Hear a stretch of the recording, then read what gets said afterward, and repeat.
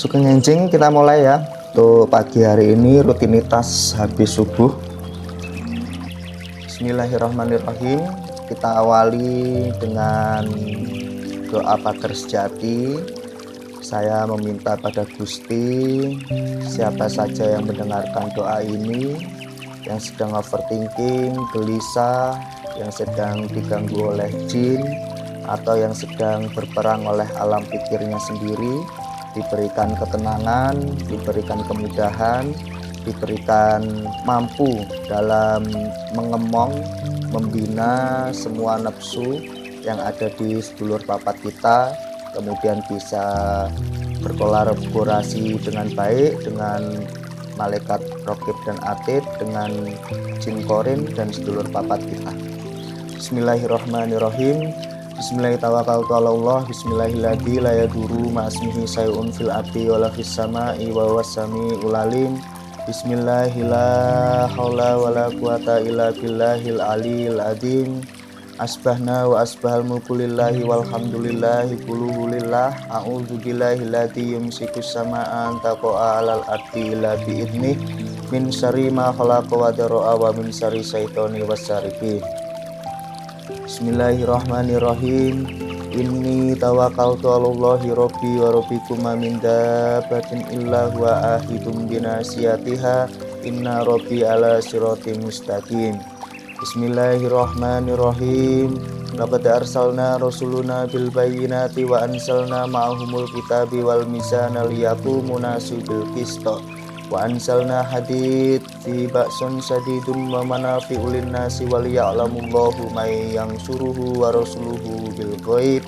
Innallaha qawiyyun aziz. Bismillahirrahmanirrahim. Allahumma anta rabbi la ilaha illa anta khalaqtani wa ana abduka wa ana ala azdika wa wa'dika mastata'tu a'udzu bika min syarri ma sana'tu wa abu'u ilaika bi ni'matika alayya fa'tarifu fi dzunubi farfilli dzunubi innahu la yaghfiru dzunuba illa anta.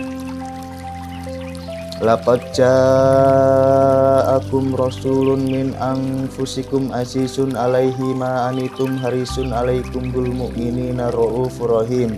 Fa in tawallau faqul hasbiyallahu la ilaha illa huwa alaihi tawakkaltu wa huwa rabbul arsyil azim. Bismillahirrahmanirrahim. Allahu la ilaha illa huwal hayyul qayyum la ta'khudhuhu sinatu wa la naum lahu ma fis samawati wa ma fil ard. Man dalladzi yasfa'u indahu illa bi idnihi ya'lamu ma baina aydihim wa ma khalfahum wa la yuhituna bi syai'in min ilmihi illa bima syaa. Wasi'a kursiyus samawati wal ard wa la ya'uduhu hifdhuhuma wa huwal aliyyul azim. Bismillahirrahmanirrahim. Allahumma alhimni rusdi wa a'idni min syarri nafsi. Rabbi shrahli sadri wa yassirli amri wahlul 'uqdatam min lisani yafqahu qawli. Duh Gusti ingkang Maha Agung, kala nyunake dumateng sedantenipun ingkang rawuh teng papan tulis nafas batin. Sakmenika saking bangsa jin lan manungsa, kakidan yang nini danyang, kaki among nini among lan sing bau reksa ing dalem kula ing dalem para rawuh, sakmenika kula aturake Al-Fatihah dumateng panjenengan sedanten. A'udzubillahi minasyaitonir rajim. Bismillahirrahmanirrahim. Alhamdulillahirabbil alamin arrahmanirrahim maliki yaumiddin. Ya kana na'budu wa iyyaka nasta'in ihdinas siratal mustaqim siratal ladzina an'amta 'alaihim ghairil maghdubi 'alaihim waladdallin. Sakmenika salajengipun kula nyuwunake dumateng Gusti Allah ingkang Maha Agung, kula nyuwunake sedantene ingkang medal saking waosan kula mengke, kula nyuwun pitunduke Gusti Allah, kula nyuwun ilhame Gusti Allah. Lan sakmenika gondharum gondhawangi kula sedhahaken teng marang sing ambau reksa ing dalem kula lan ing dalem para rawuh. La ilaha illallah Muhammadur Rasulullah. Oke, kita mulai materinya. Halo semuanya, sehat-sehat selalu ya.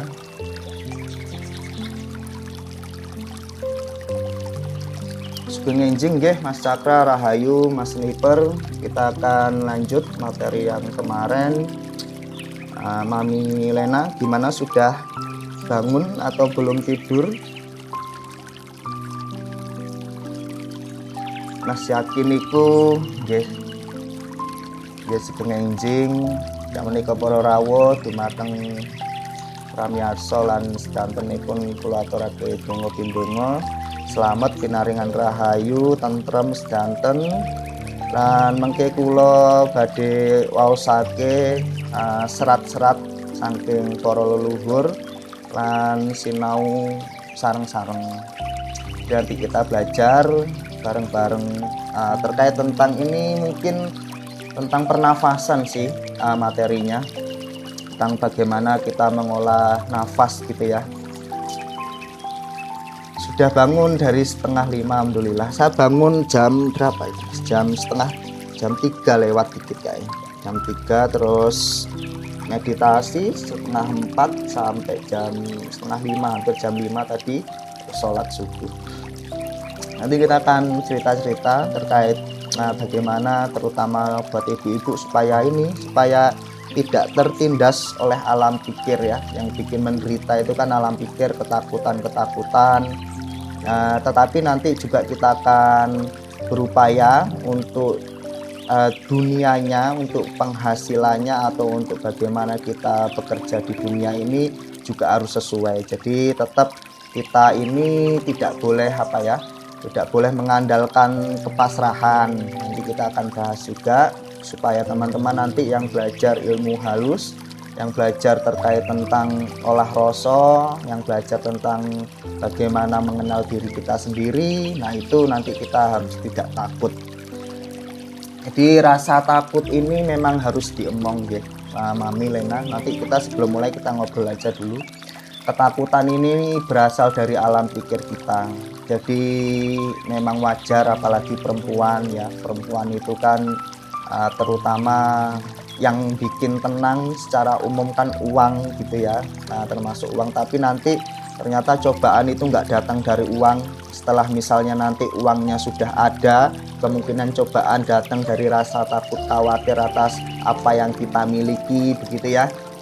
Baik, kita mulai materi pertama. Bismillahirrahmanirrahim. Sangkan paraning dumadi yang kita bahas kemarin adalah satu kesatuan untuk kita tidak memiliki rasa ketakutan. Karena apa?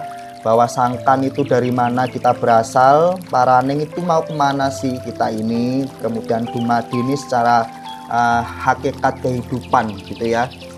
Jadi kehidupan ini mau dibawa kemana, dari mana asalnya gitu ya, mau dibawa kemana dan bagaimana cara kita untuk pulang. Nah, sangkan paraning dumadi ini mengajarkan kita untuk tetap kita memiliki prinsip bahwa hidup itu cuman mampir minum. Jadi urip iku mung mampir ngombe. Istilah mampir ngombe di sini adalah sesuatu yang begitu harusnya cepat ya, yang begitu simple, dan kita tidak membuat kita pikiran-pikiran yang rasa takut, overthinking, atau kita tidak tahu cara jalan kita untuk pulang, cara kita kembali untuk pulang. Nah, digambarkan bahwa hidup itu mong mampir ngombe adalah kita berada di pinggir sungai. Di pinggir sungai ini kita membayangkan bahwa di sungai itu banyak ikan, banyak emas, ada juga bebatuan, pasir, dan kemudian banyak hal yang terkait duniawi juga ada di sungai tersebut. Namun kita diingatkan lagi bahwa kita ini tujuannya ini untuk sangkan paran ya. Jadi kita ini berasal dari ruhnya Gusti yang meniupkan ruh kepada kita melalui Nur Muhammadnya kalau dalam Muslim kan gitu. Kemudian kita terlahir dan kita sudah menyepakati sebelum kita lahir ini kita sudah diberikan cerita kehidupan kita di alam Laufil Mahfudz sana, di alam sebelum kita hadir di dunia ini, dan kita ini menyanggupi. Kita ini menyanggupi untuk apa? Untuk mampu dan lahir hidup di dunia ini. Konon ketika kita tidak sanggup atas kodrat yang kita sudah baca sebelum kita lahir, maka biasanya menjadi bayi itu bayinya juga tidak bisa hidup ya ketika lahir. Nah, ini termasuk istilahnya kita bisa gunakan untuk apa? Untuk kita belajar mengerti bahwa per hari ini kita hidup itu kita memang sudah menjalani dan sudah mampu melihat takdir kita gitu ya sebelum kita lahir di dunia. Nah, balik lagi terkait sangkan paraning dumadi, bahwa hidup ini kan cuman sebentar, sangat sebentar. Mungkin Mama Raffles ini baru tiba-tiba kerasa umur 30 gitu ya, padahal dulu masih SD, masih TK, masih ingat, masih minta uang sama ibu gitu ya. Dan para teman-teman juga, bapak-bapak mungkin Mas Andika dan teman-teman tahu-tahu kita sudah umur 30 tahun, 40 tahun, bahwa ya gesang hidup itu memang seperti itu, sangat cepat sekali. Makanya live di sini itu tidak untuk mengajari apa-apa, tetapi untuk mengingatkan. Jadi menjadi pengingat bahwa hidup ini cuma sebentar. Jangan sampai kita membangun istana di dalam tepi sungai tadi itu, bahwa kita ini menganggap pemilik mutlak daripada istana tersebut atau rumah-rumah yang kita sedang bangun di dunia ini. Makanya bahwa yang membuat kita ini berat adalah merasa memiliki, menjadi pemilik mutlak. Jadi ini yang bikin kita berat, para sedulur, bahwa namanya kita sudah menganggap dan memiliki ya, apalagi secara mutlak kita menganggap jerih payah semua yang kita lakukan dan menuai hasil, kemudian kita jaga erat-erat. Nah, itulah yang membuat kita ini memiliki rasa takut apapun itu, baik itu harta, baik itu anak, baik itu suami. Jadi bahwa kalau dalam belajar rasa ini kita harus belajar membedakan antara kasih dan tujuan hidup. Bahwa kita hidup misalnya menjadi perempuan itu tugasnya adalah menyelamatkan dirinya sendiri dulu. Kalau dirinya sudah tidak menderita oleh pikiran-pikiran kita, kemudian dirinya sudah mengerti gagasan bahwa semua ini hanya titipan. Kalau kita genggam erat-erat, kalau kita merasa memiliki, masih keaku-akuannya itu masih ada, aku yang mencari, aku yang berusaha, maka itu akan membuat kita semakin terhanyut gitu ya, semakin terhanyut, sehingga akhirnya muncullah penyakit-penyakit baru, penyakit overthinking, migrain, stroke dan lain sebagainya. Maka dari itu, bahwa dalam kehidupan ini, pagi ini ada insight baru, wawasan baru yang mungkin saya akan sampaikan, bahwa kita hidup ini sejatinya itu sendiri ya. Jadi kenapa sendiri? Bahwa hubungan kita itu murni daripada langsung Tuhan kita. Kita dihidupkan itu sendiri, kemudian dicarikan pasangan. Nah, pasangan ini juga tidak akan mudah, bahwa kita untuk ngeramut, ngemong sedulur papat kita sendiri aja ini kesulitan. Kita memahami diri kita sendiri, kita belajar untuk mengerti, itu aja kesulitan. Nah, ketika tapi kita tidak memahami terkait konteks siapa diri kita, seperti apa diri kita, itu sudah tidak mungkin kita akan bisa memahami pasangan kita. Nah, makanya itu, bahwa sebelum kita ingin mendapatkan law of attraction, hukum tumbal balik sayang menyayangi, keabadian, kebahagiaan yang mungkin kelanggengan kebahagiaan, itu sudah tidak mungkin. Makanya terkadang bahwa prinsipnya kita hidup ini lakukanlah yang terbaik, menjadi suami ya jadilah suami yang baik, mencukupi, menasehati, kemudian selanjutnya adalah bertanggung jawab, termasuk bertanggung jawab kasih sayangnya, cintanya, kemudian ekonominya. Nah, inilah yang membuat kita ini supaya supaya tidak bergantung kepada makhluk siapapun. Karena kalau kita nanti berharap bahwa kita memiliki kekekalan bahagia di dunia ini, kelanggengan kebahagiaan, tetapi kita belum pernah untuk observasi, ngemong nafsu kita sendiri, itu rasanya tidak mungkin.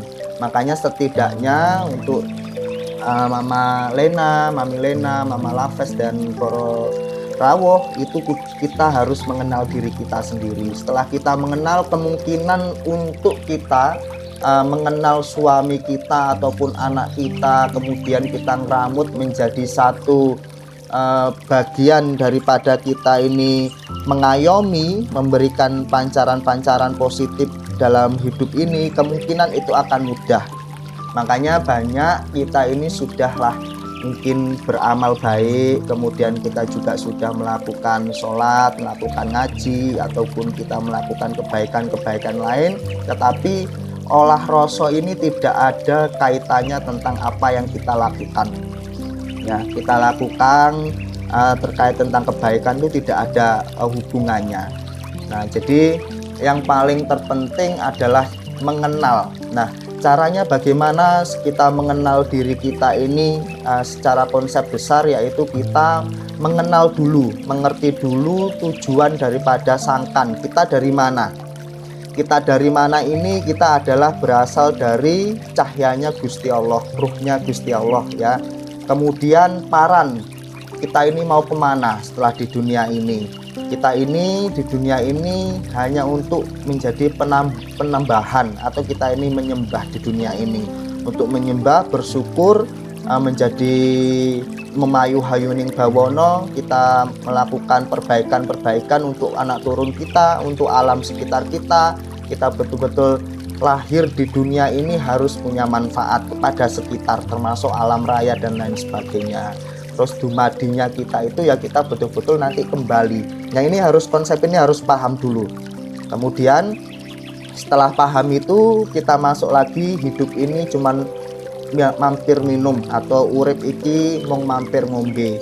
Jadi setelah itu kita punya prinsip yang kita masukkan daripada kurikulum hidup kita injek kepada alam bawah sadar kita. Kita harus berpikir bahwa hidup ini memang sebentar sekali.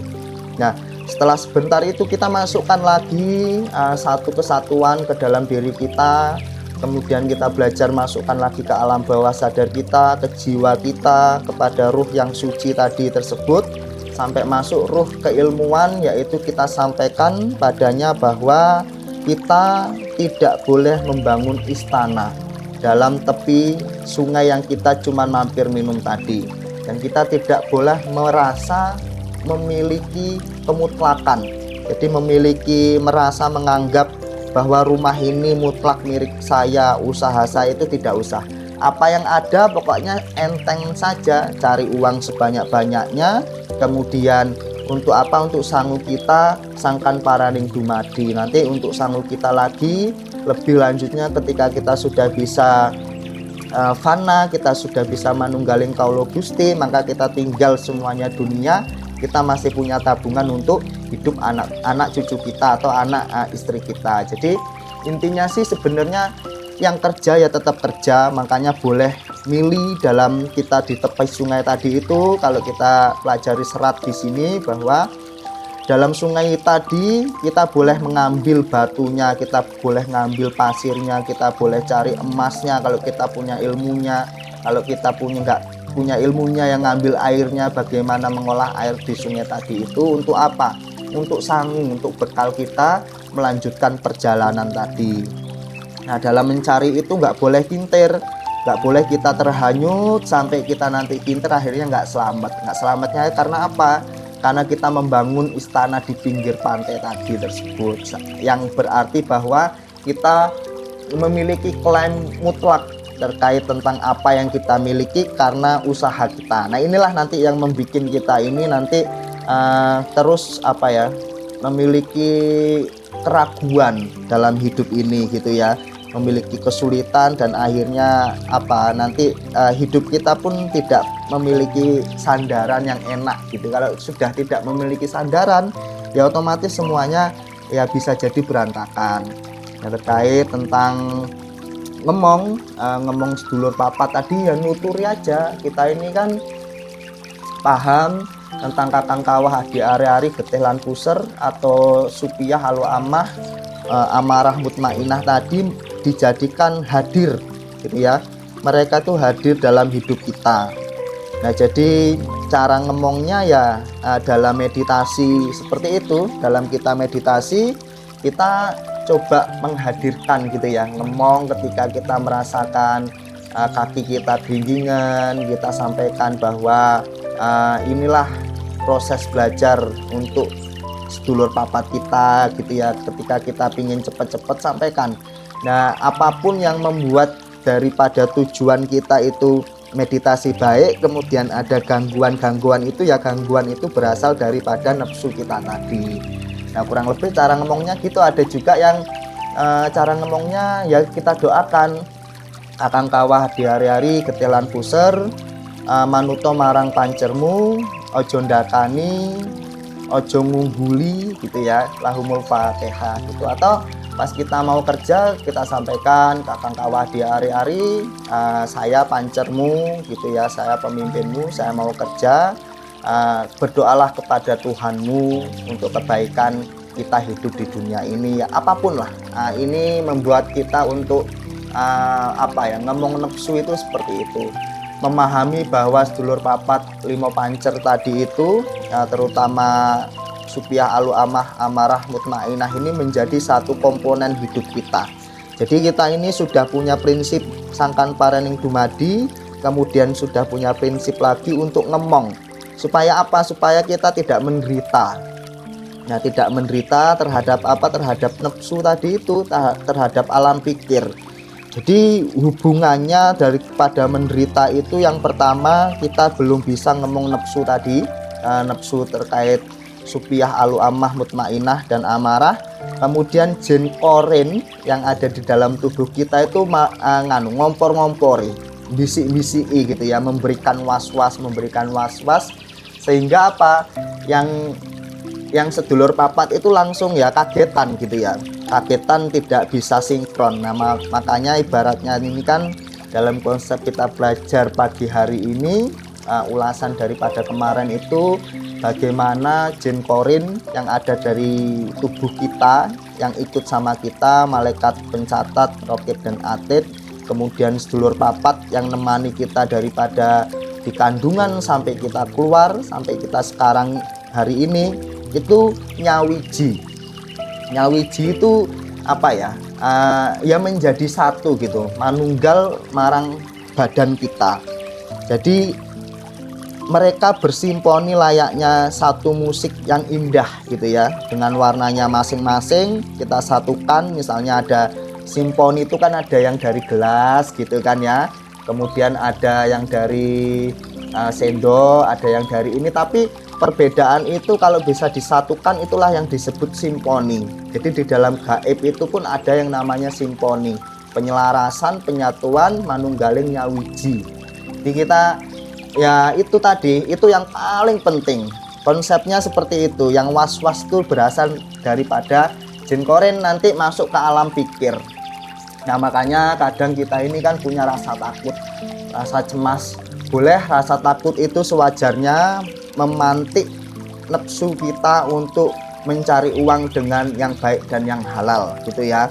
Cari uang sebanyak-banyaknya itu boleh, tetapi harus punya tujuan. Nah, itu tadilah sebagai apa, kita hidup ini supaya tidak supaya punya arah lah, supaya punya arah ya, yang jelas gitu ya. Jadi hari-hari kita tuh ya kerja aja gitu, kerja, kemudian dalam kerja ingat Gusti kita sempatkan untuk belajar bagaimana kita mendalami terkait rasa tersebut.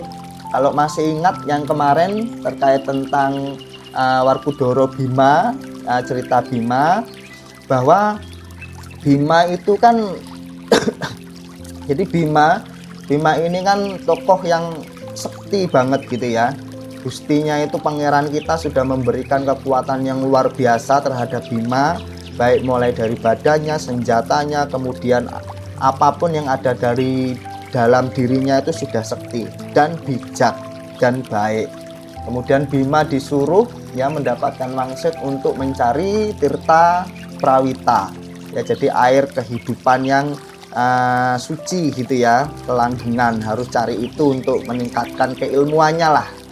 Tetapi carinya itu sebenarnya Bima bisa saja dibilang bahwa air tirta tadi, prawirta itu berada di dalam telengnya samudra gitu ya. Bisa saja menggunakan ilmu kekuatannya untuk membelah, tetapi Bima harus tetap menyelami ya, meninggalkan keegoannya, ilmu yang sudah ada, karena dalam mencari ilmu baru itu tidak boleh menggunakan ilmu lama, kira-kira seperti itu. Nah, Bima terus belajar pelan-pelan sampai ke dalam, semakin gelap dan terus lama sekali itu ya. Lama sekali sampai ketemulah Dewa Ruci. Di mana Dewa Ruci setelah ketemu, Bima ditanya, "Kamu mau apa?" katanya. "Saya mau air Tirta Prawirta," gitu kan, air yang dicari-cari itu. Kemudian Dewa Ruci yang tubuhnya kecil buka mulutnya, suruh Bima itu masuk. Nah, ternyata apa hikmahnya, bahwa Bima di dalam perut Dewa Ruci itu menemukan jagat alit dan jagat gede. Jadi semua yang ada di luar yang Bima sudah ketahui itu ada di dalam satu perut atau satu tubuh yang kecil. Begitu juga sebaliknya, ketika apa saja yang ada di dalam itu juga ada di luar. Makanya dalam kisah ini diceritakan bahwa nafas, kemudian mengenal diri, kemudian kita belajar pernafasan dan ketenangan, itulah punjer segala ilmu. Nah, karena yang halus-halus gitu ya, ilmu halus, ilmu nafas, ilmu rasa yang mendalam itu betul-betul ibaratnya kalau kita bilang bisa dikatakan intisarinya ilmu apapun ya, itu ada di sana. Bahwa nanti kita ketemu, kalau kita mintanya cahyanya Gusti ya, yang datang cahyanya Gusti. Ketika kita minta ilmu yang halus, yang lembut lagi daripada lembut yang tingkat tinggi juga ada. Nah, jadi itu betul-betul keilmuan yang halus, dan itu sulit sekali ya. Sampai bayangkan atau praktekkan langsung, duduk diam, merasakan tubuh ini untuk belajar diam, belajar nyawiji, belajar tenang, kemudian detak jantung pun harus tenang, harus lembut, dan sampai pada saatnya kita tidak merasakan apa-apa dalam tubuh kita. Kemudian kita harus tenang ketika ada ujian, tubuh kita mungkin sedang tidak nyaman, kita harus tetap tenang, harus konsentrasi, harus rileks. Nah, itulah ya. Nah, itulah yang nanti kita bisa pelajari, bahwa dalam ketenangan itu kita akan mendapatkan yang namanya cahaya. Nah, cahaya itulah dalam Jawa itu tadi disebut bahwa doa tanpa teding aling-aling itu berada di dalam suwung. Makanya kalau sampean belajar meditasi atau apapun, yang paling sulit itu suwung. Nah, suwung itulah gambarannya tuh pada Bima tadi masuk ke dalam samudra dan mencari telenge samudra atau parungnya samudra di dalam. Nah, itulah saking sulitnya kita itu belajar suwung setiap hari itu untuk apa sih? Untuk mengenali rasa, bahwa nafas itu taline urip gitu ya. Ketika kita mengetahui kisah Sunan Kalijaga yang ketemu daripada Sunan Bonang gitu kan, Raden Said namanya dulu, kemudian mencari ilmu menjadi petapa, disuruh diam duduk di situ. Sampai ada Alkisah mengatakan 40 tahun itu hanya apa yang membuat Sunan tersebut tidak gila atau tidak cemas atau tidak overthinking, ketakutan, yaitu tadi memahami makna nafas tadi, bahwa dengan nafas tersebutlah sampai ya Alkisah sampai betul-betul kayak ini kayu gitu ya, perwujudannya tuh sudah tidak kayak manusia. Tetapi inilah yang dimaksud, bahwa mbah-mbah kita tuh menyuruh kita itu untuk belajar duduk, belajar diam. Makanya kata diam itu maknanya tinggi sekali. Sampai kalau ingat lagi kisah Nabi Musa dan Nabi Khidir ya, sudah diberitahu nanti apapun yang terjadi untuk diam, tidak bertanya. Ketika nanti misalnya ketemu perahu kemudian malah dibolongi, ketemu anak kecil malah dibunuh, kemudian ketemu pagar malah dijatuhkan, itu untuk apa? Supaya untuk diam. Makanya ketika yang paling sulit untuk kenalan dengan diri kita ya coba diam ya, coba diam, kenali diri kita sendiri. Nanti kita akan bisa mengenali apa yang ada di dalam diri kita sendiri, termasuk mungkin masking persip, epilepsi ya, mungkin itu bisa juga. Karena apa? Nanti sejatinya hidup, yang memiliki daya hidup itu nanti akan bisa membersihkan apapun di luar daripada kemampuan indera kita, di kemampuan akal sadar kita. Nah, itu bisa saja, tapi pertanyaannya apakah kita sudah mampu gitu ya, apakah kita mampu dalam daripada kita ini belajar, apakah kita punya konsisten kita untuk belajar daripada untuk mengenal nafas tadi. Nah, makanya yang paling mudah itu pelan-pelan aja tiap hari, kenalan dengan dirinya sendiri, rasakan nanti nafsunya seperti apa. Kalau kita sudah kenal ya, kita sudah tahu cerminan zat aslinya diri kita, cerminan diri kita seperti apa, insya Allah nanti akan diberi kemudahan. Makanya belajar kehalusan, belajar rasa itu betul-betul unik sekali, apalagi ditambah dengan olahragonya itu ya tadi itu meditasi, olahraga dan olah rasa itu apa? Rogo dan sukmo. Jadi ketika kita olah rasa berarti termasuk meditasi dan olah yang namanya jagat gede tadi itu. Nah, makanya ini menarik konsep-konsep yang seperti ini. Nggak perlu kita mungkin membahas terkait tentang mistik atau doa-doa afirmasi, kelebihan-kelebihan daripada olah rasa untuk kedamaian diri kita aja sendiri. Karena dari kita mengenal diri kita, termasuk kita mengenal bagaimana nafsu kita. Makanya dalam panduan private yang saya miliki itu pertama yaitu tadi harus mengingat dulu seberapakah kondisi atau bagaimanakah kondisi saat kita lepas kendali. Saya suruh ingat dulu murid saya itu. Coba dibayangin, diingat-ingat di kondisi pas kita lepas kendali terkait tentang amarah. Ingat lagi dalam hidup kita seberapa, kapan waktunya, diingat, kemudian seberapa hebat kita pernah marah kepada diri sendiri atau kepada orang. Oke. Kemudian satu lagi itu kan tentang amarah, cara ngomongnya ya, biar kita kenalan dulu. Yang kedua, diingat-ingat saat kita lepas kendali, paling hebat kita betul-betul keduniannya seperti apa. Kita cari uang dunia sehingga lupa segalanya, pas momen kapan harus diingat ya.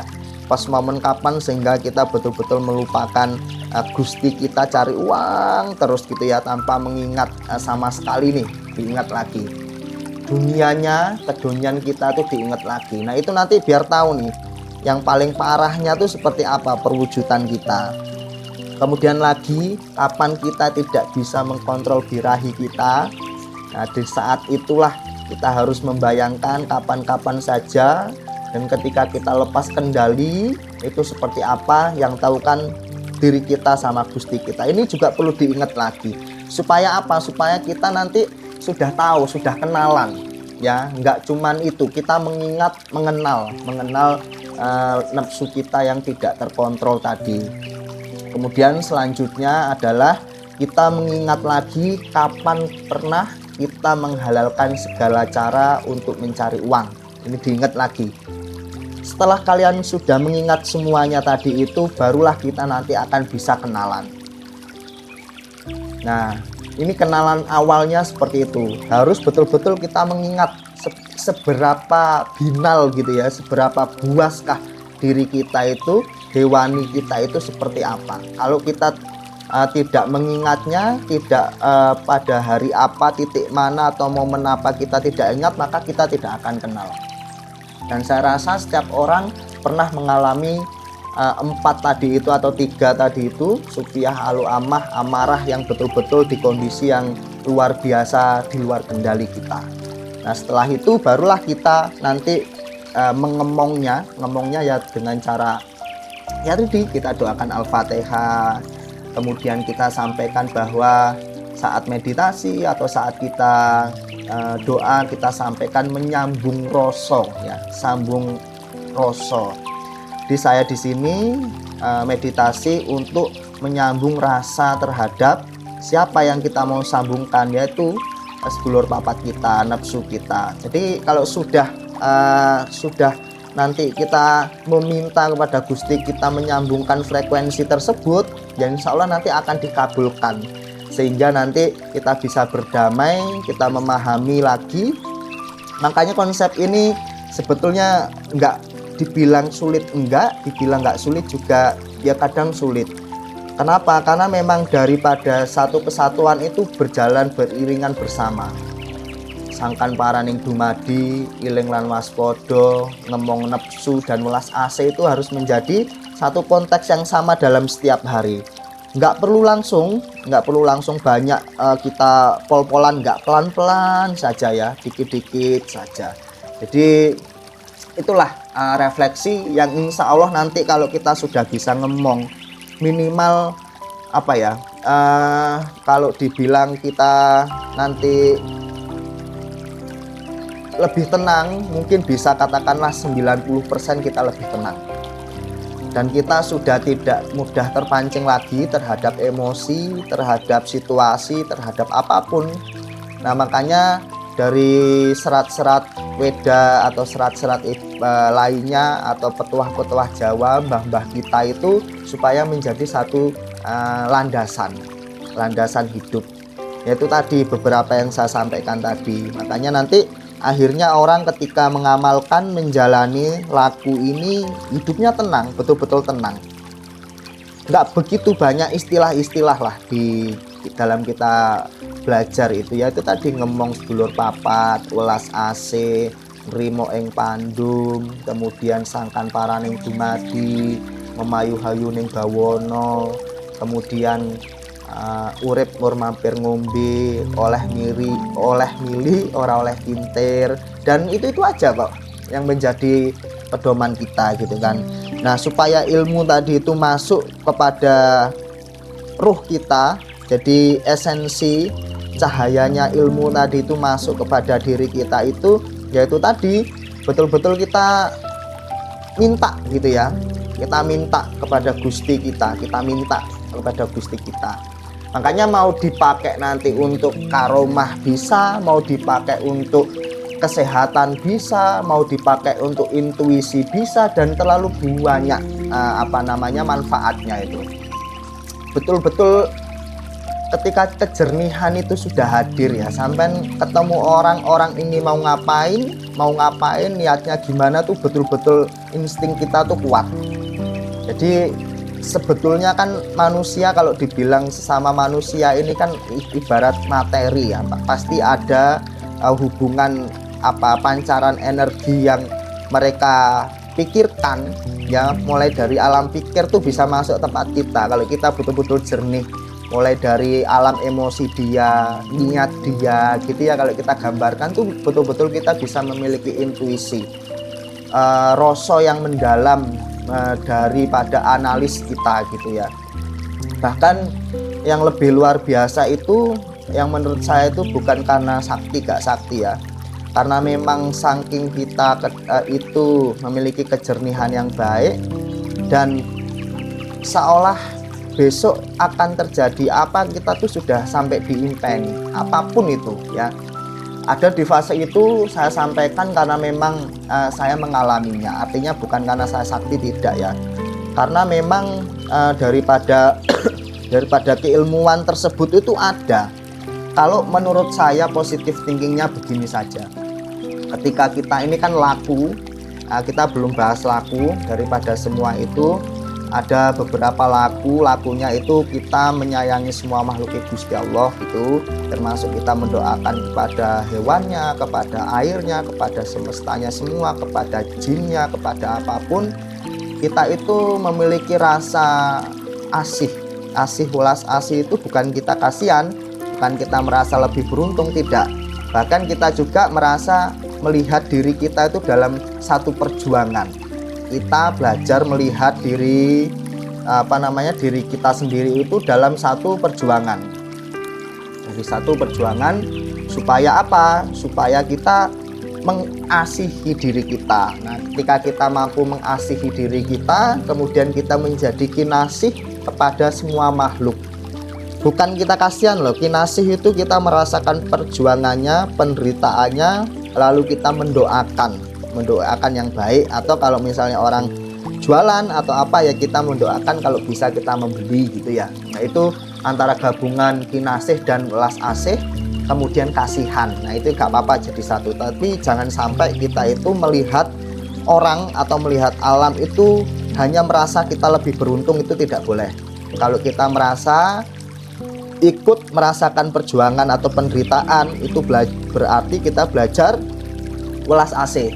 Tapi kalau kita merasa kasihan kemudian kita memberikan uang, kemudian kita merasa kita masih lebih beruntung hidupnya, itu berarti kasihan, berarti laku welas asihnya belum ada. Makanya perbedaannya tipis, namun nanti istilahnya kita akan mendapatkan satu penjelasan yang berbeda.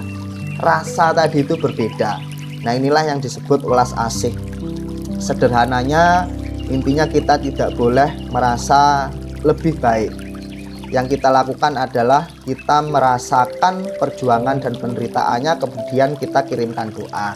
Nah ini laku welas asih kalau kita jernih juga, kemudian laku daripada sangkan paraning dumadi, kemudian zikir nafas, kemudian ngemong nepsu. Nah besok mau ngapain itu saking mungkin ya, daripada aspek orang makhluk-makhluk Gusti Allah yang kita sering doakan dalam laku sehari-hari kita, atau dari kejernihan guru sejati tadi itu, Bima Ruci tadi itu, kita tuh diberitahu. Besok mau ada yang ngasih uang, kita dikasih tahu. Besok ada yang mau misalnya ganggu kita dikasih tahu. Dan semuanya itu kita dikasih tahu. Tapi ada satu hal yang membuat ini tidak menjadi kita itu lebih sakti. Kenapa? Kita tidak bisa mengubah yang namanya kodrat. Nah, jadi itu hal yang ini, tetapi makanya Gusti Allah mengizinkan kita untuk tahu itu supaya apa? Supaya waspodo saja.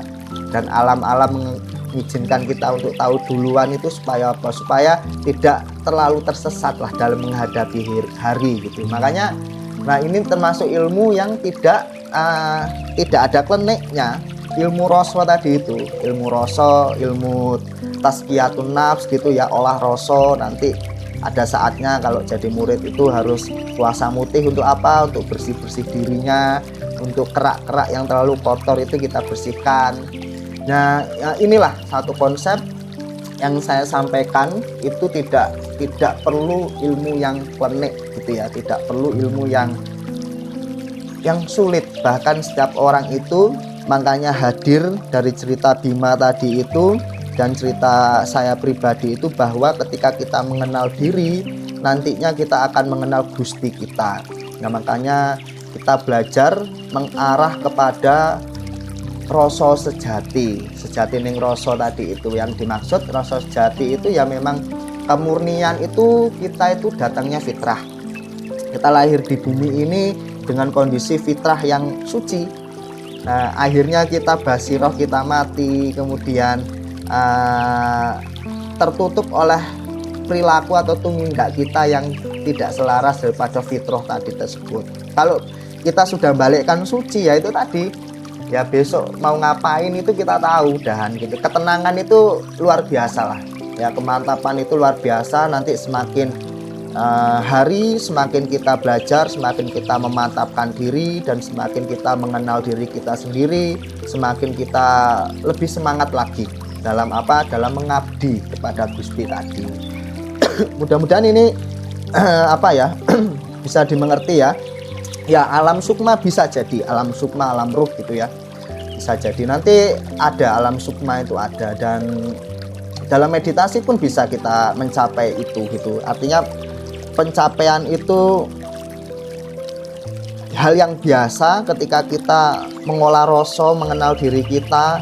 Ketika kita belajar halus itu hal biasa. Ketika kita ketemu alam sukma atau alam yang lain itu bukan ini, bukan sesuatu yang harus digumuni gitu ya, bukan sesuatu yang biasa saja. Itu intuisi kelas tinggi gitu kan, intuisi kelas tingkat tinggi itu ya. Kita bahasanya Jawa mungkin alam sukma, alam pepadang, alam ini ya, alam ruh dan lain sebagainya. Tapi dalam bahasa kita rileks yang super tinggi, maka itu pun juga dijelaskan dalam sains, supaya nanti kita tidak menganggap sesuatu itu ya alam sukmo, alam kesaktian aja gitu ya, tapi ya hal yang biasa gitu.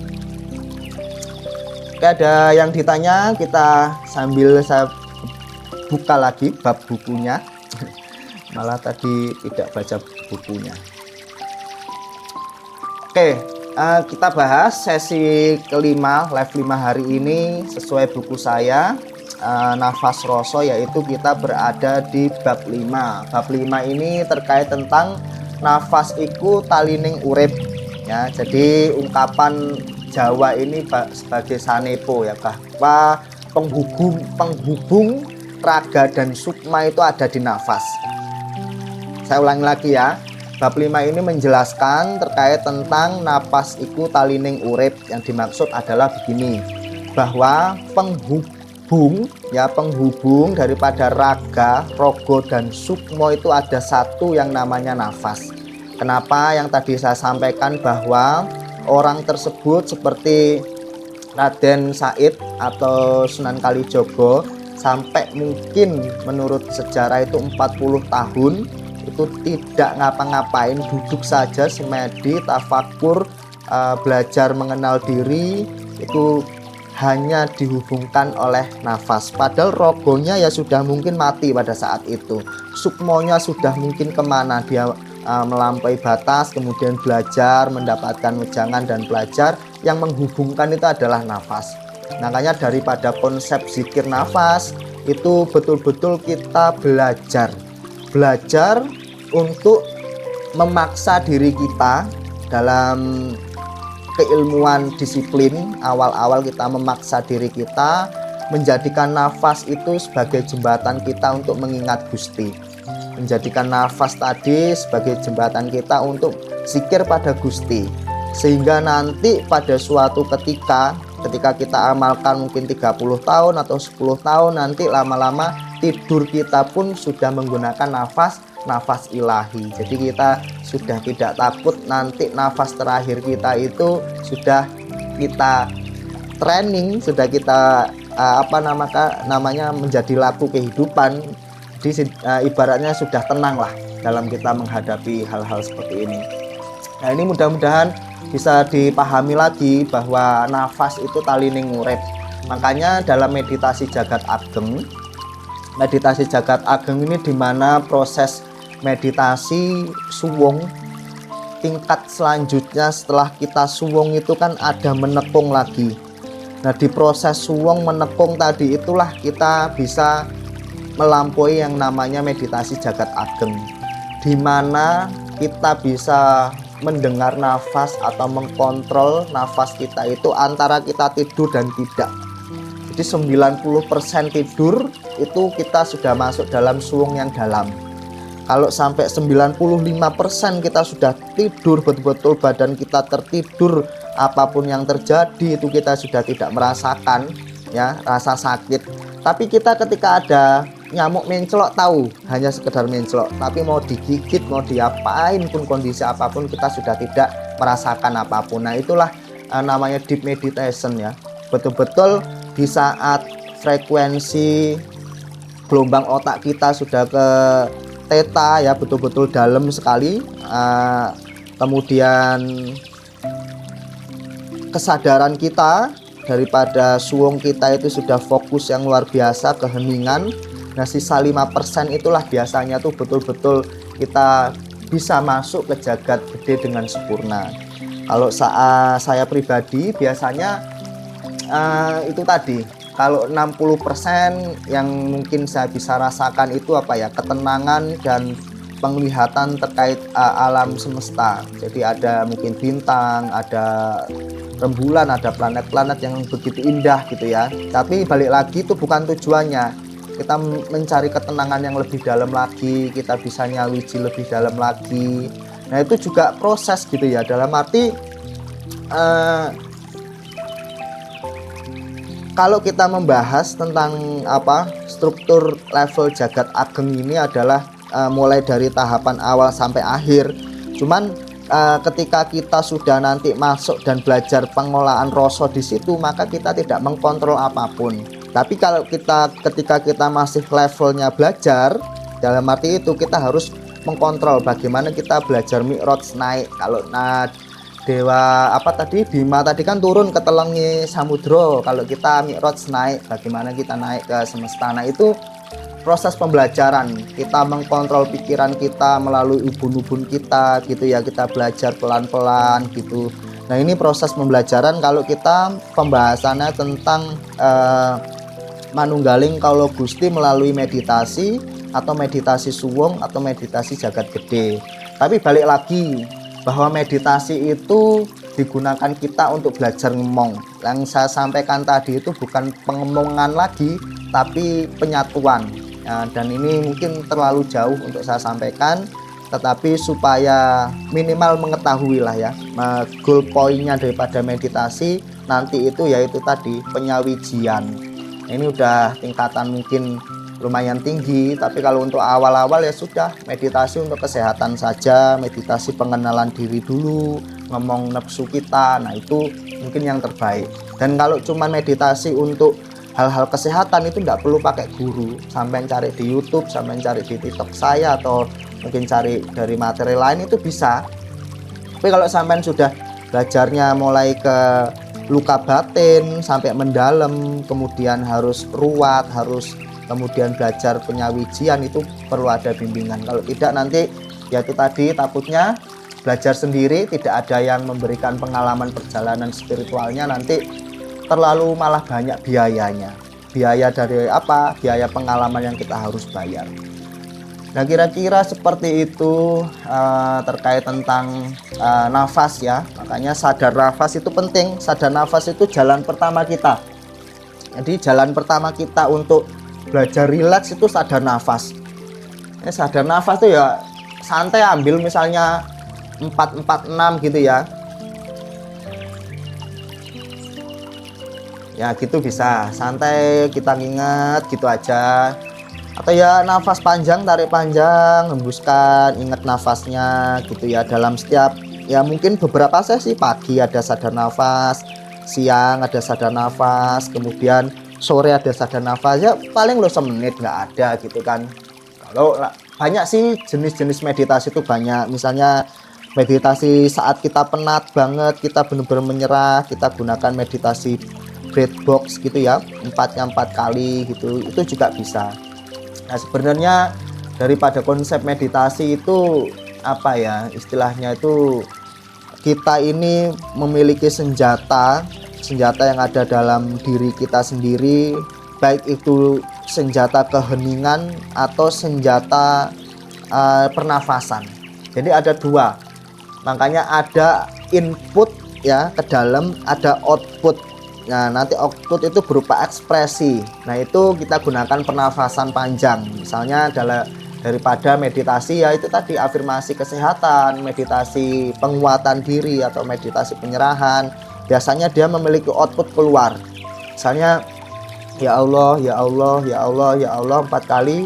Aku menyerah, aku menyerah, aku menyerah, aku pasrah, aku pasrah, aku pasrah, aku pasrah, aku meminta pertolonganmu, tahan lagi.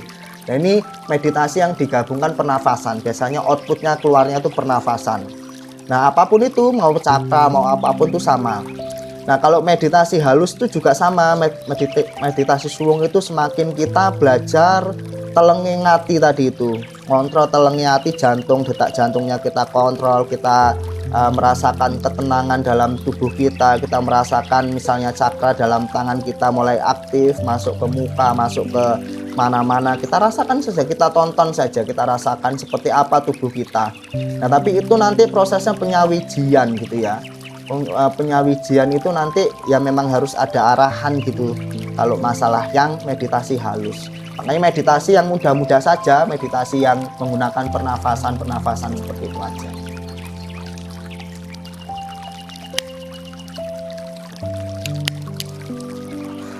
Zikir nafas dalam menepung itu menjadi pengantar. Jadi Kang Aryo, saya menyampaikan bahwa penghantar kita untuk menuju ke suwung itu yang paling aman untuk level yang masih belajar atau level makom yang masih katakanlah rendah seperti saya dan teman-teman lainnya, itu adalah kita ini harus mengisi dalam kekosongan ini asma-asma sucinya Gusti. Supaya apa? Supaya kita tidak dimasukin yang lain. Nah setelah itu kemudian kita zikir samar. Kalau dalam metode pernafasan rasa saya, pernafasan panjang dulu sebagai kalibrasi ya. Kita netralkan energi semua, misalnya ada darah aliran yang tidak lancar dari tubuh kita lancarkan dulu. Tarik dari ujung kaki sampai ujung kepala, keluarkan dari mulut ya. Kita cuci dulu di ubun-ubun semuanya, kita keluarkan energi negatifnya lewat mulut. Nah kemudian zikir samar, afirmasi doa zikir samar, kemudian zikir sir, zikir halus. Nah setelah itu baru kita masuk namanya menepung. Nah itu sebuah sebuah cara atau metodologi untuk kita menghantarkan ke dalam keheningan tersebut. Kalau tidak nanti ini tadi yang masuk itu yang ditakutkan, karena level kita masih biasa gitu ya. Ketika level kita sudah tinggi ya enggak apa-apa, tanpa zikir langsung nyatu madeg gitu ya bisa mungkin ya. Cuman untuk saat ini belum lah gitu ya. Karena kalau kita sudah menganggap yakin bahwa yang masuk dalam diri kita, perilaku kita adalah rasa sejati dan zat sejati, kita tanpa zikir itu tadi nggak apa-apa. Tapi apakah mental kita sudah kuat? Perilaku kita apakah sudah melambangkan perilaku Tuhan? Kalau sudah dan yakin, sampai yakin ya sudah, nggak perlu zikir. Tapi kalau kita masih mencari ketuhanan tadi, mencari hadirnya rasa rahmat Gusti, cahaya Gusti, kita pakai asma sucinya Gusti. Tapi kalau kita sudah meyakini bahwa Gusti ada di sini, kita ini menjadi manifestasi Khalifah fil artnya ya, memayu hayuning bawononya Gusti, perilaku kita sehari-hari sudah mencerminkan 99 asma Gusti Allah ya. Kita tanpa kita ini yaitu tadi sudah menjadi zatnya sudah betul-betul ada gitu kan. Kalau kita kan belum berani ke situ gitu ya. Kalau sampean sudah berani ya nggak apa-apa, tapi harus seimbang dengan perilakunya gitu ya. Dan ini sulit sekali lah kita ini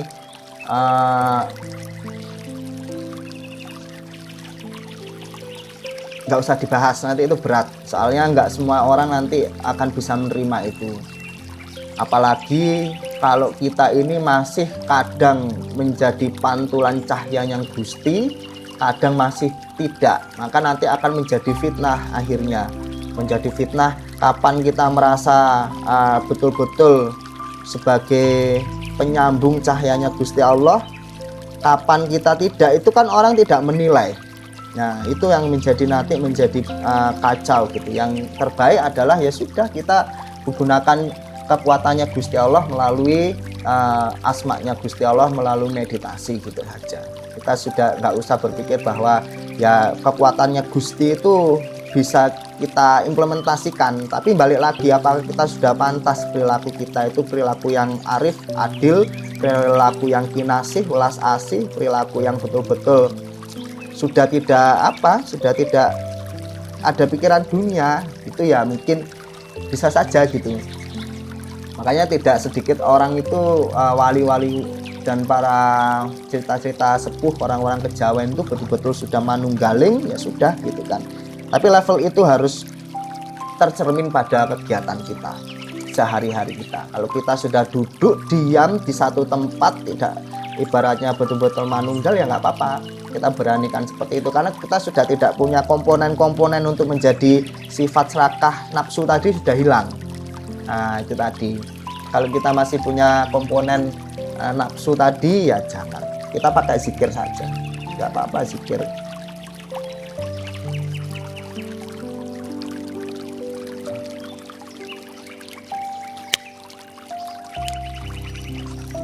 Rahayu Mas Ahmad Yani, Pak Ahmad Yani. Jadi alam halus seperti itu, makanya lebih baik makanya mandinya rasa itu, orang itu kan bahasa rasa itu terlalu menganggap biasa. Rasa nyambungake rasa, jat rasane bagaimana hati kita nyawiji terhadap satu energi kesuwungan, keyakinan itu menjadi satu tempat, masuklah ke alam rasa.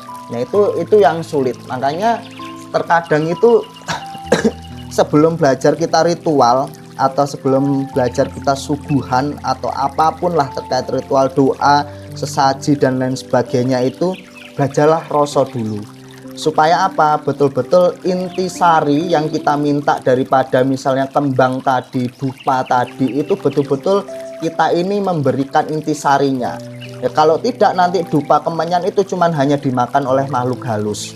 Nah ini kan menjadi ibaratnya tuh pembeda antara kita yang memiliki keilmuan batin rasa atau tidak, itu beda. Makanya kalau nanti sudah tingkatannya itu rasanya sudah betul-betul bisa diuji, nah kemudian kita memberikan satu simbolik, misalnya sedekah dupa sebagai wangi-wangian, dan wanginya nanti itu asapnya menghantarkan doa kita sampai ke langit, kan begitu ya hakikatnya gitu ya.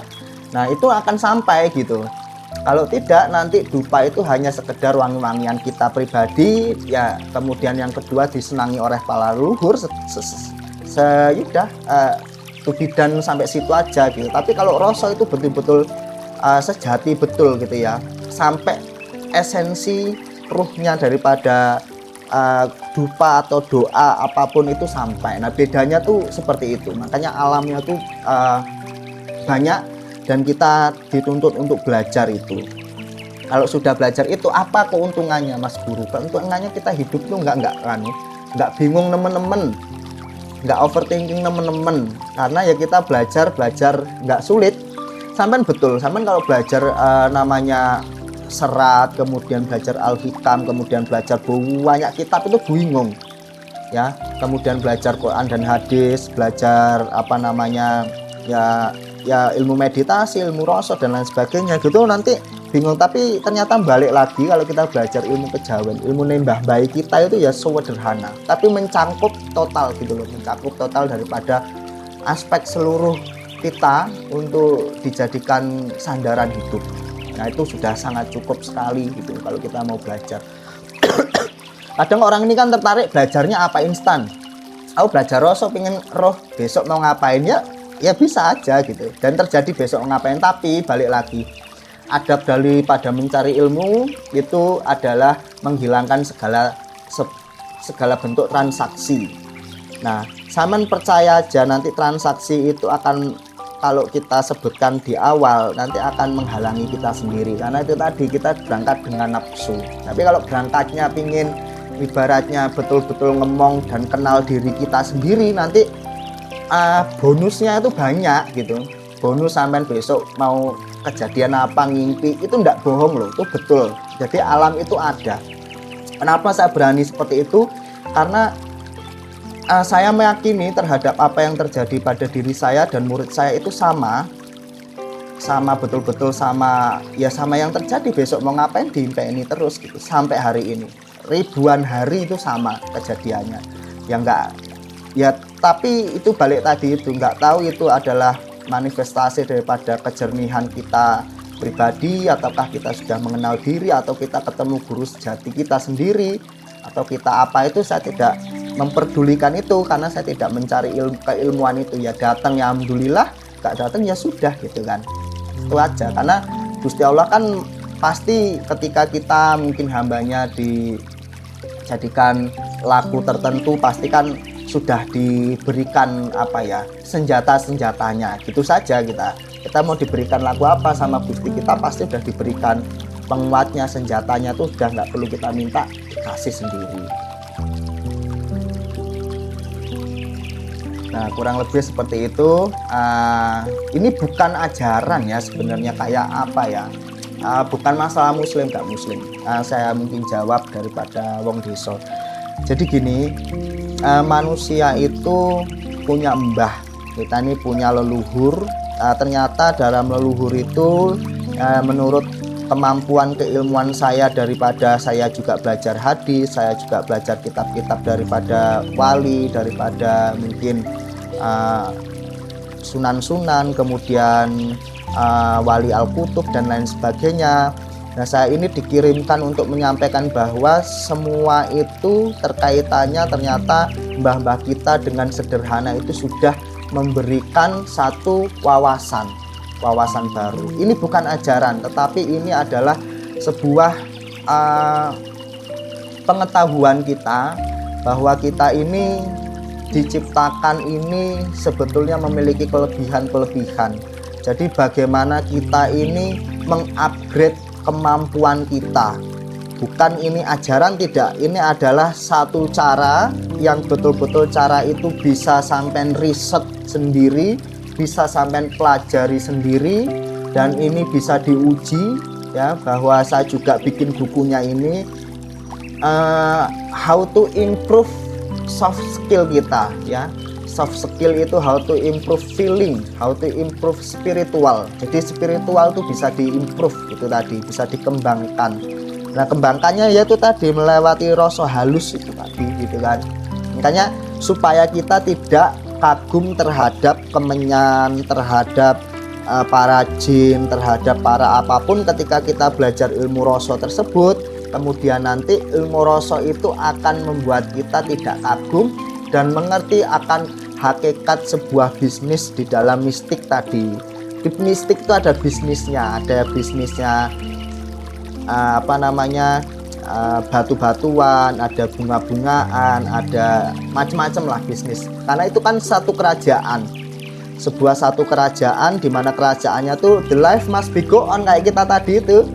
Ya, kita gambarkan bahwa kita itu di pinggir tepi sungai, kita bisa ngambil airnya, kita bisa ngambil emasnya, kita bisa ngambil batunya.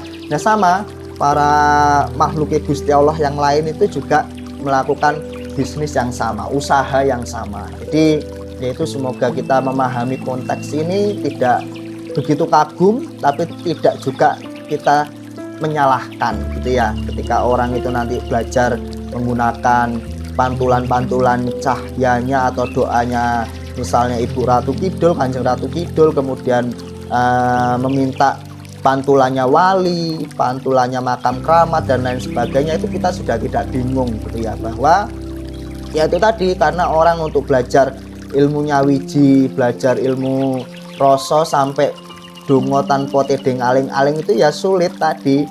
Nah, instannya salah satunya ya contohnya kita datang ke pondok, ketemu yainya gitu ya, yai doain saya dong, ingin cepat dapat anak atau ingin cepat dapat jodoh. Sama dengan halnya ketika kita meminta doa kepada makhluk Gusti Allah. Bedanya bahwa kita meyakini entitas tersebut masih ada, baik itu ruhnya atau sukmonya. Kalau gaib itu ya memang ada gitu ya. Makanya ya itu saja, perbedaan-perbedaannya tidak untuk diperdebatkan. Makanya sampai sekarang ada orang datang tempat wali itu mengirim doa dan meminta pantulan berkah doanya tadi.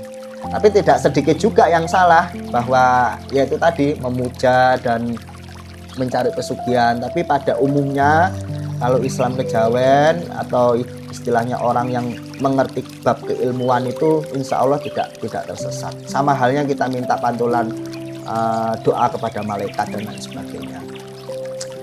Oke, mungkin itu ya bagi yang paham pasti menerimanya.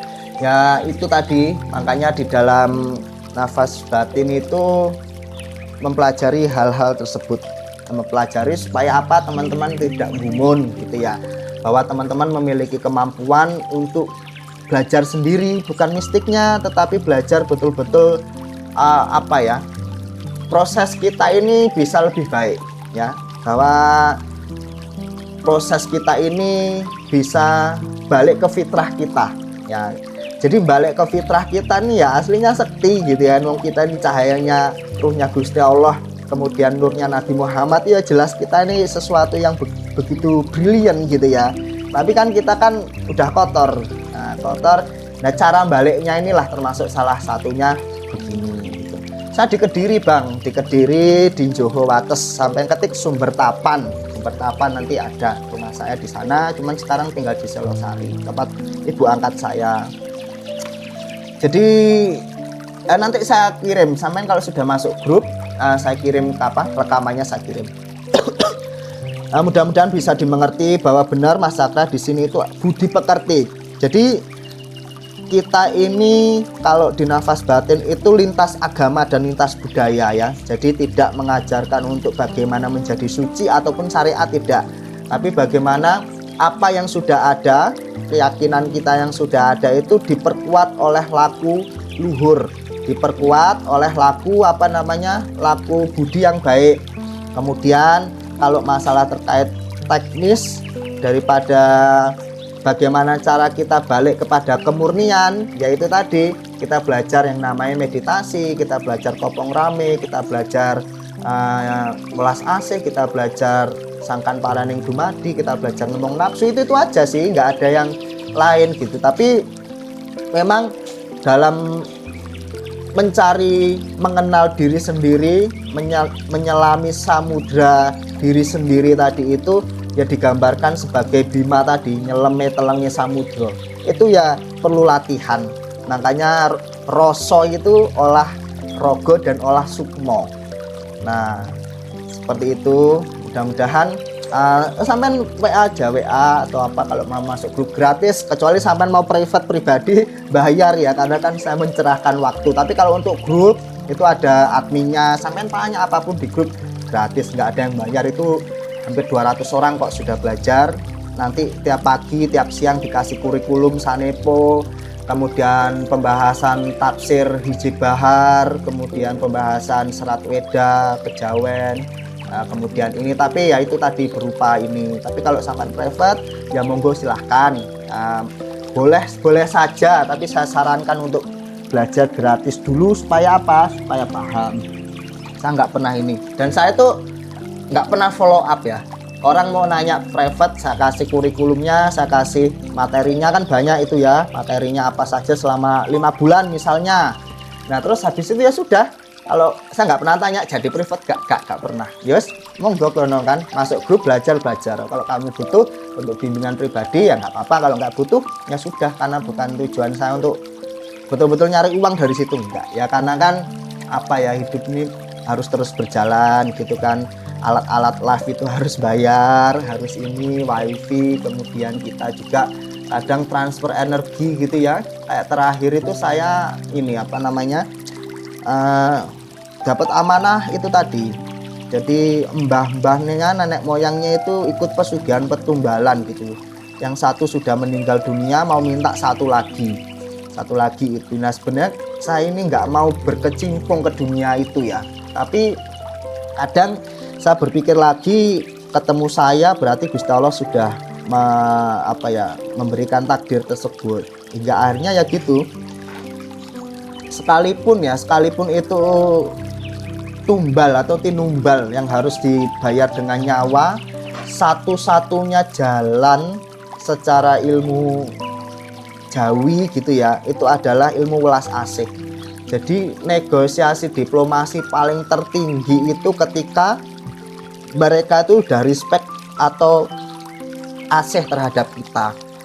Nah itu makanya kalau kita punya ilmu welas asih untuk seluruh makhluk, maka ya itu tadi itu kasumparnaannya seperti itu, pewahyonya seperti itu. Jadi nanti ya kita mau negosiasi apapun terhadap hal-hal seperti itu sudah sama kita tuh enak urusannya gitu loh. Jadi mereka tuh ya kadang lihat-lihat juga gitu kan.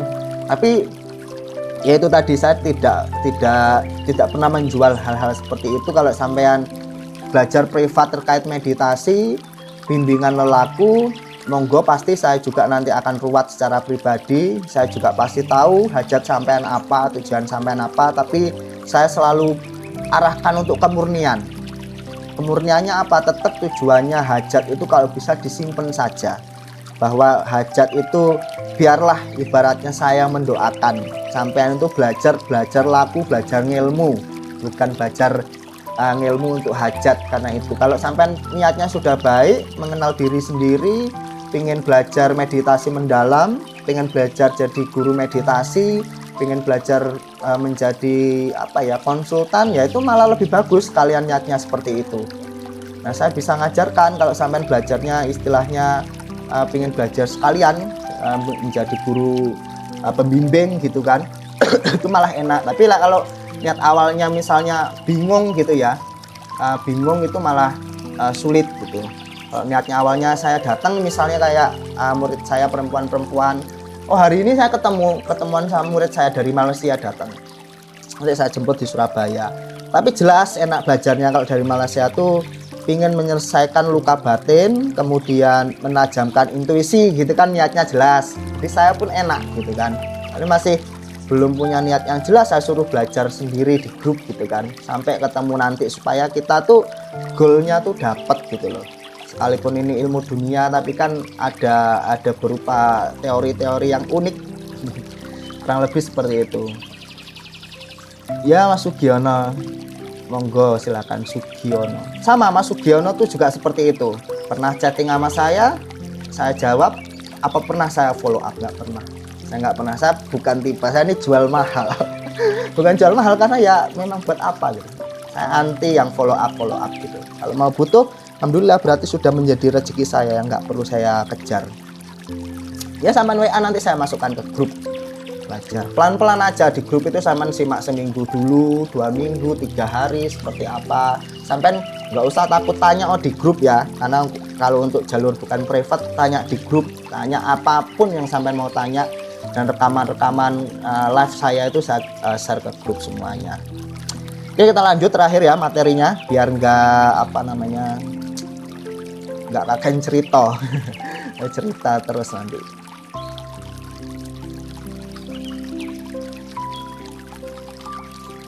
Oke, jadi balik lagi bahwa napas itu tali ning urip, sesuai bab saya, buku saya yang saya buat, sesi 5 kisah hikmah, bahwa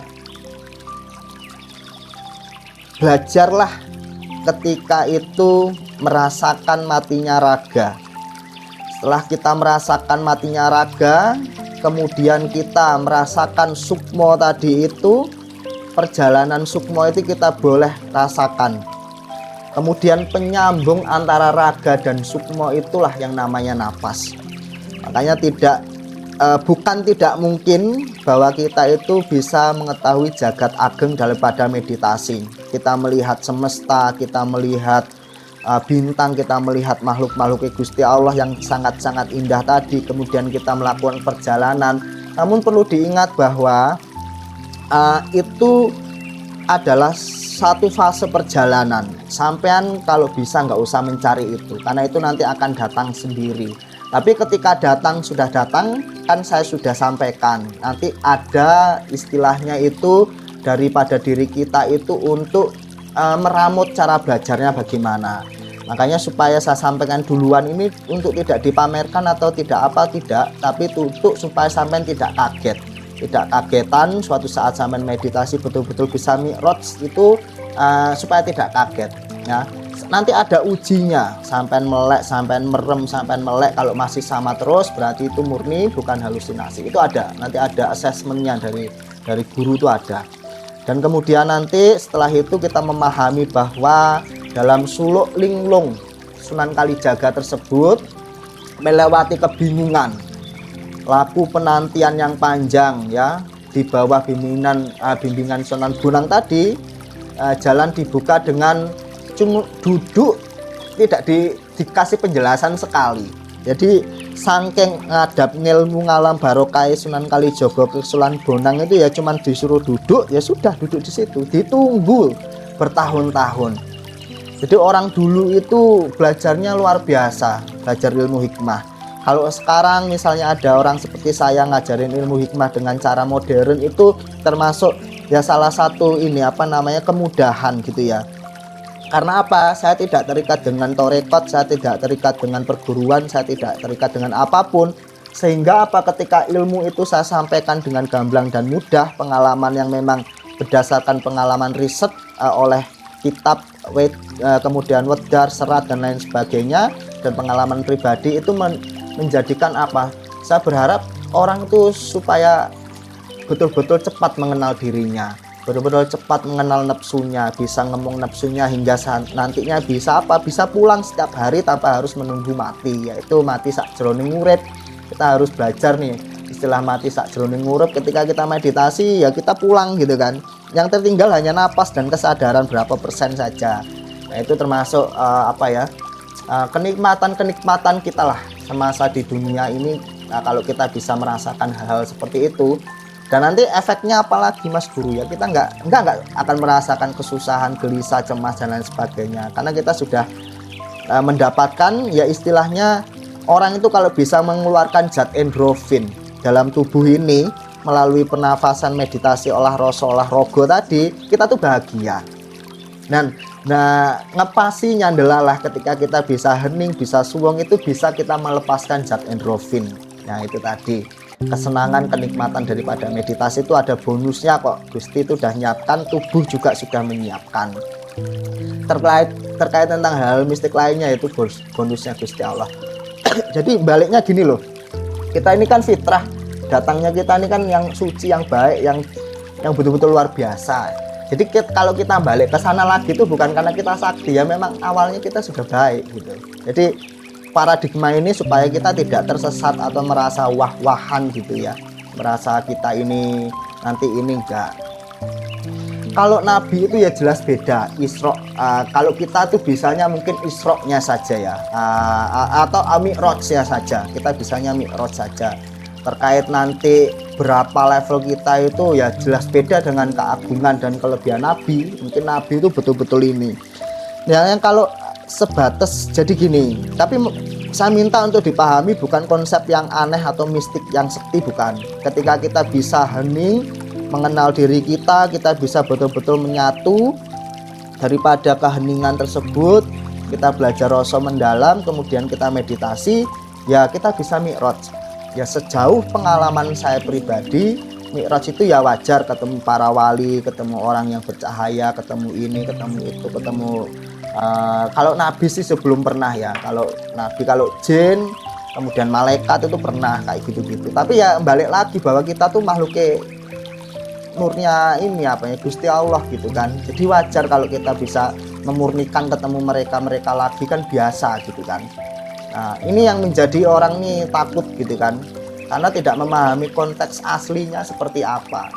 Kalau sudah itu ya yang terjadi apa, kita ya tambah semangat, bahkan jalan kaki kita la ilaha illallah, seneng gitu kan. Seneng gitu, kita napas, merokok, ingat Allah gitu aja, nggak ada. Kerja tambah semangat, tambah cari kerjaan yang piye caranya dapat uang yang banyak, masih muda, nanti istirahat kita bisa nyawiji gitu kan. Jadi nggak ada istilahnya ini yang aneh-aneh, itu nggak ada. Kalaupun mendapatkan perjalanan-perjalanan yang harus bertemu alam-alam leluhur, alam-alam yang lain, ya anggap biasa saja. Makanya bukan ini, kalau murid privat saya itu ya saya bilang, awas jangan sampai, udah saya bilang duluan, udah saya cegat duluan di depan, jangan gumun, jangan ini, saya sampaikan dulu goalnya. Kalau belum sampai goalnya ya sudah, biasa saja. Yang penting kita betul-betul masih dalam perjalanan belajar gitu kan. Kalau Nabi Isra Mi'raj ya sesuai dengan ceritanya. Nah, ceritanya Nabi ya sampai ketemu Gustinya kan. Kalau kita nih tidak mungkin lah level manusia sampai ke situ. Tapi kalau wali, kemudian alam-alam yang seperti itu ya pada puncaknya ya mungkin kalau menurut kehendak Gusti ya mungkin ada saja. Tapi kalau secara teori kita anggaplah sudah tidak mungkin gitu ya. Kalau kita ketemu ya tanpa pengharapan, kita mengharap ketemu ditemui ya alhamdulillah gitu aja. Jadi nggak menjadikan target gitu, transaksi itu jangan ada gitu maksudnya.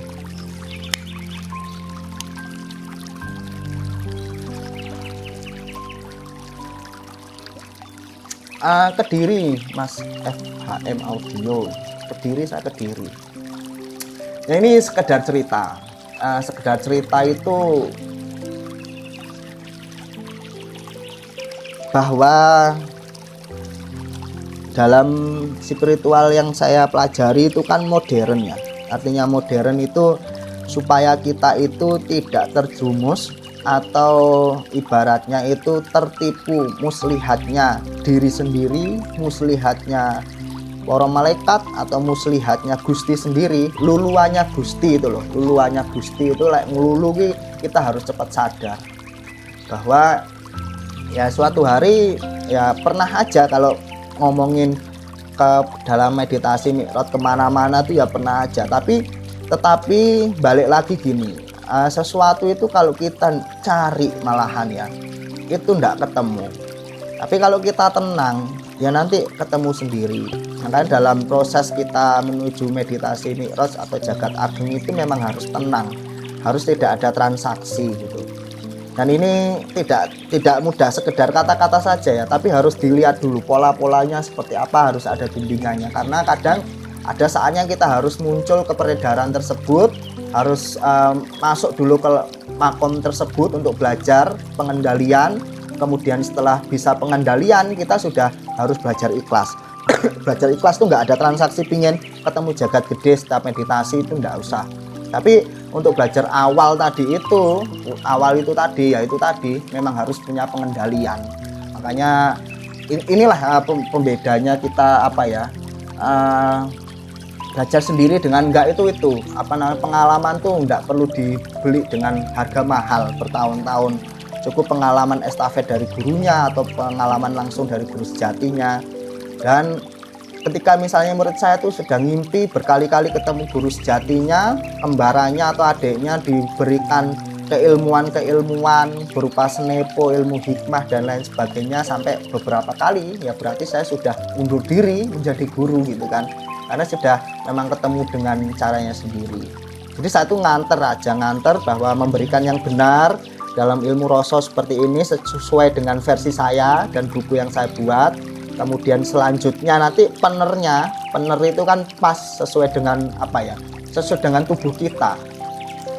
Jadi benar itu hanya berhenti pada guru dan murid itu benar, ada laku yang benar, tapi laku yang benar itu sudah daripada guru sejatinya, daripada gustinya langsung yang ngepasno sesuai dengan kebutuhan dan laku hidup kita.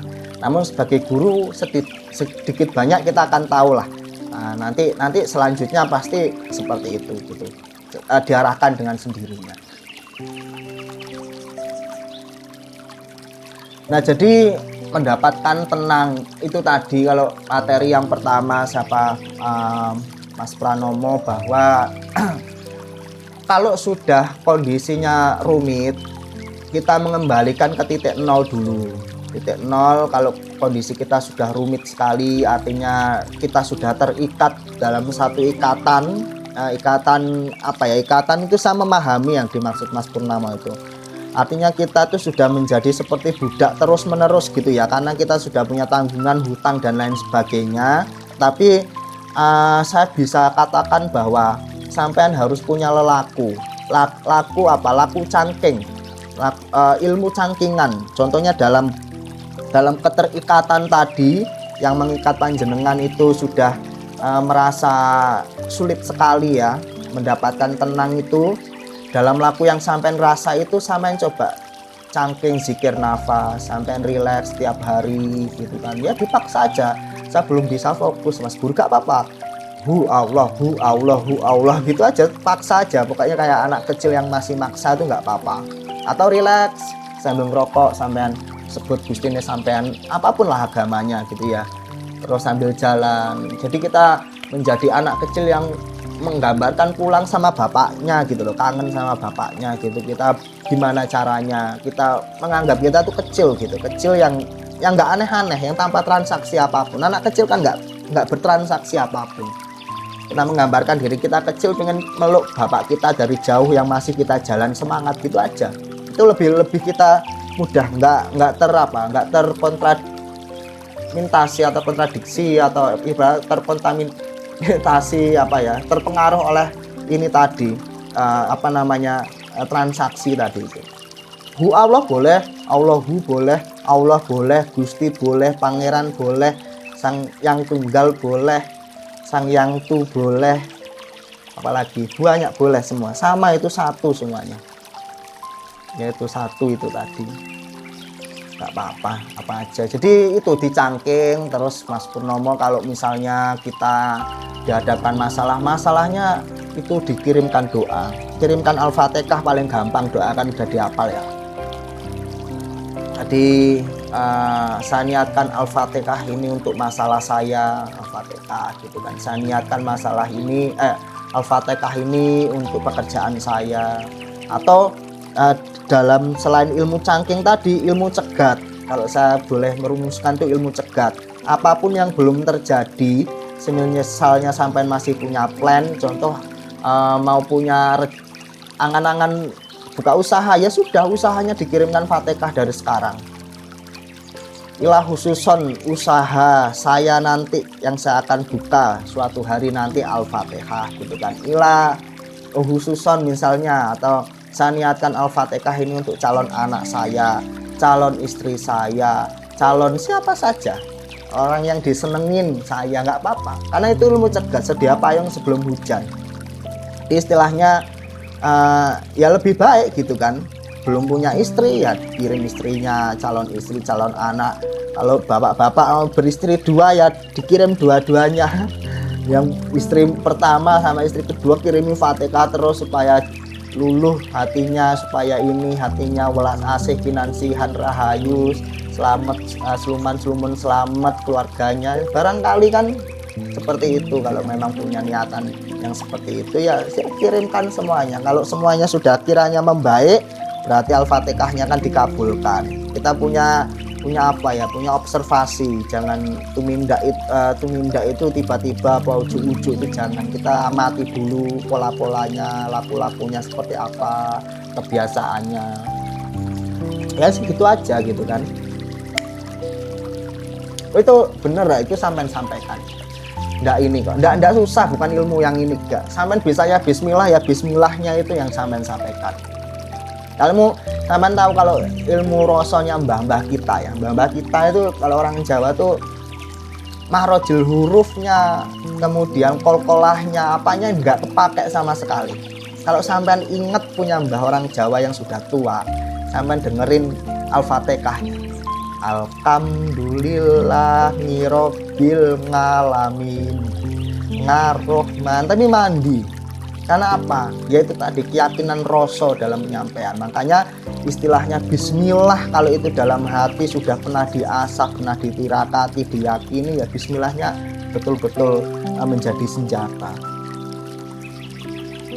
Ya nggak apa-apa kalau sering lupa tentang napas atau lalai atas kesadaran napas terus dipaksa. Kita ini masih ilmu ini, namanya keilmuan itu ada ilmu disiplin ya. Ilmu disiplin itu ilmu yang kita paksa.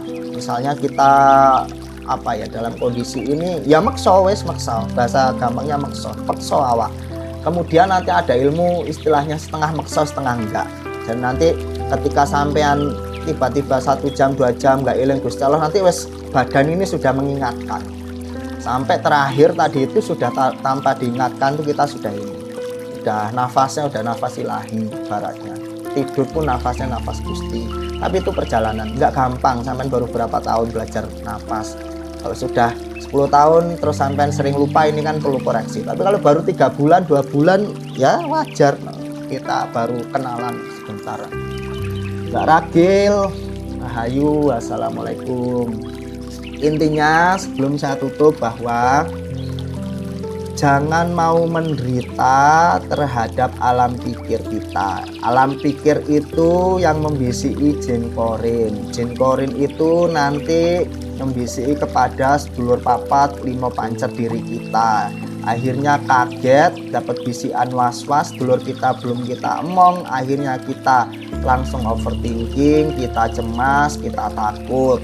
Nah, intinya menghadirkan, memiliki kesadaran bahwa konsep was-was itu hadirnya dari jin tadi itu. Kemudian sedulur papat kita masih kaget ya, gampang kobongan.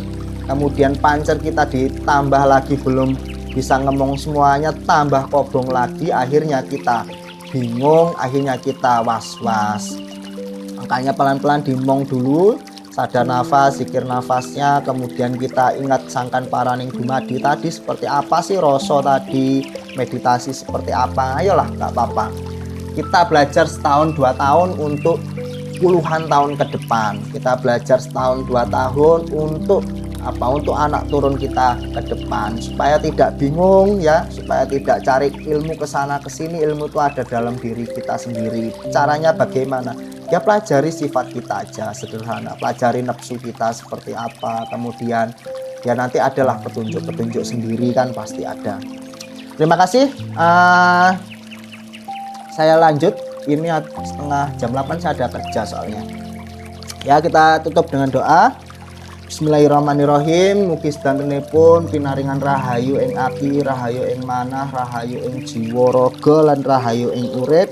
Duh Gusti ingkang Maha Agung, kula nyuwun sedantenipun ingkang rawuh saking bangsa manungsa lan bangsa jin, kula aturake Al-Fatihah kula niki dumados dadose cahya newelas asih Gusti Allah dugi marang sedanten ingkang pun rawuh. A'udzubillahi minasyaitonir rajim. Bismillahirrahmanirrahim. Alhamdulillahirabbil alamin arrahmanirrahim maliki yaumiddin. Iyyaka na'budu wa iyyaka nasta'in ihdinas siratal mustaqim siratal ladzina an'amta 'alaihim ghairil maghdubi 'alaihim waladdallin. Amin. Lan kula aturake dumateng sedantene para rawuh saking bangsa manungsa lan jin saking kersane Gusti Allah saged nyambungake raos tumindake para sedulur papate lan pancere, saged nyawiji dadi siji, saged manunggal pangiling marang Gusti. La ilaha illallah Muhammadur Rasulullah. Wassalamualaikum warahmatullahi wabarakatuh. Sampai jumpa di lain kesempatan.